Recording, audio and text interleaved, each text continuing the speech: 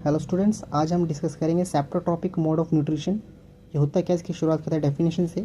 सेप्टोट्रॉपिक nutrition is a mode of heterotrophic nutrition in which organism obtain nutrients from dead and decaying organic matter by secreting digestive enzyme on it and then absorbing the simple substance. कहने का मतलब ये है, saprotrophic mode of nutrition ये heterotrophic mode of nutrition के अंदर आता है। इसका एक सब पार्ट हैगा। इसके अंदर क्या होता है कि जो फंगाई होते हैं ये क्या करते हैं, डेड एंड डिकेइंग जो मैटर्स होते हैं या जो भी ऑर्गेनिक मैटर होते हैं उनके ऊपर क्या करते हैं, अपना डाइजेस्टिव एंजाइम छोड़ते हैं और उनको कॉम्प्लेक्स फॉर्म से सिंपल फॉर्म में उसको तोड़ते हैं और उसमें से न्यूट्रिएंट्स को एब्जॉर्ब करते हैं। ये सिंपल प्रोसेस होता है बहुत। Organism that use this mode, कौन कौन से ऑर्गेनिज्म सेप्टोट्रॉपिक मोड ऑफ न्यूट्रिशन को यूज़ करते हैं और जो इस मोड को यूज़ करते हैं उन्हें हम सेप्टोट्रॉप्स कहते हैं।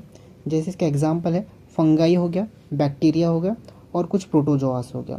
फंगाई के अंदर हम बोल सकते हैं या फंगी के अंदर हम बोल सकते हैं ब्रेड हो गए, ब्रेड मोल्ड्स हो गए सॉरी, और मशरूम्स हो गए, है ना। बैक्टीरिया और प्रोटोजोआस हो गया, ठीक। हाउ दे गेट फूड, ये एक खाना मतलब लेते कैसे हैं। These organism do not have mouth like animal, in organism के पास माउथ नहीं होता एनिमल के जैसे, ठीक। जैसे आपको इमेज में दिख रहा है, they do not perform photosynthesis like green plants because they lake chlorophyll. कहने का मतलब इनके पास क्लोरोफिल नहीं होता, ये लोग फोटोसिंथेसिस से अपना खाना नहीं बना सकते। अब मेन बात है, they release enzyme on the decaying material. जैसे कि डेफिनेशन में हमने देखा, ये क्या करते हैं, डिकेइंग यानी सड़े हुए या मरी हुई चीज़ों के ऊपर एंजाइम्स को रिलीज करते हैं, लाइक ब्रेड, रूटिंग वुड और leather, and then absorb the digested simple substance. और क्या करते हैं, जब अपना एंजाइम रिलीज कर देते हैं तो कॉम्प्लेक्स फॉर्म से ये लोग ये ऑर्गेनिज्म सिंपल फॉर्म में फूड को तोड़ देते हैं और इसको न्यूट्रिशन को एब्जॉर्ब कर लेते हैं। और ये कौन सा डाइजेशन यूज़ करते हैं, ये लोग एक्स्ट्रा सेल्यूलर डाइजेशन को यूज़ करते हैं। एक्स्ट्रा सेल्यूलर डाइजेशन वो होता है जिसके अंदर जो डाइजेशन होता है वो सेल के बाहर होता है, ठीक।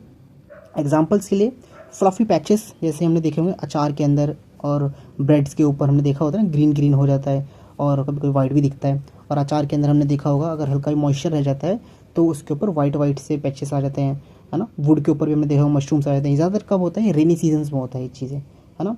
और मशरूम्स को हमने देखा होगा, mushroom grow on decaying material, सड़ी हुई चीज़ों पे मशरूम उग जाता है। अपने पॉट में भी देखा होगा या फिर लकड़ियों पे देखा होगा ये चीज़। इसकी इंपॉर्टेंस ऑफ सेप्टोट्रॉप्स देखते हैं, क्या इंपॉर्टेंस है सेप्टोट्रॉप्स का। सेप्टोट्रॉप्स एक बहुत बड़ा रोल निभाते हैं हमारे नेचर के अंदर। जैसे कि डिकम्पोज डेड मटेरियल, ये जो डेड मटेरियल होते हैं उनको डिकम्पोज करने में हेल्प करते हैं।